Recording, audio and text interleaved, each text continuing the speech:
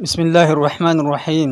تمام کتب سماویہ کا جامع موجم طبرانی شرح معانی الآثار طحاوی شعب الایمان بحیقی اور مسند طیالسی میں حضرت واصلہ بن اسقاء رضی اللہ عنہ کہتے ہیں کہ نبی کریم صلی اللہ علیہ وسلم نے ارشاد فرمایا، تورات کی جگہ مجھے 7 طوال صورتیں دی گئی ہیں، زبور کی جگہ میئین صورتیں دی گئی ہیں، اور انجیل کی جگہ سورہ فاتحہ دی گئی ہے، اور مفصل صورتیں زائد دے کر مجھے فضیلت عطا کی گئی ہے۔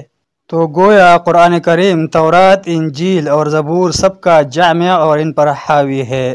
یہاں یہ بات بھی واضح کر دے کہ قرآن کریم کی صورتوں کو درج ذیل متعدد حصوں میں تقسیم کیا گیا ہے۔ 7 طوال سے مراد یہ 7 صورتیں ہیں: سورہ البقرہ، سورہ آل عمران، سورہ النساء، سورہ المائدہ، سورہ الانعام، سورہ الاعراف، سورہ الانفال۔ میئین سے مراد وہ صورتیں ہیں جن کی آیات کی تعداد 100 سے 200 تک ہے۔ ان میں سورہ یونس سے لے کر سورہ شعراء تک صورتیں شامل ہے۔ مثانی وہ صورتیں ہیں جن کی آیات 100 سے کم ہے۔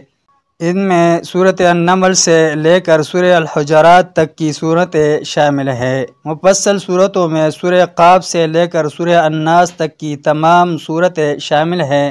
مفصل صورتیں آیات کے اعتبار سے خواہ کتنی ہی چھوٹی کیوں نہ ہوں، مضامین کے اعتبار سے مکمل ہیں، لہٰذا انہیں مفصل کہا گیا ہے۔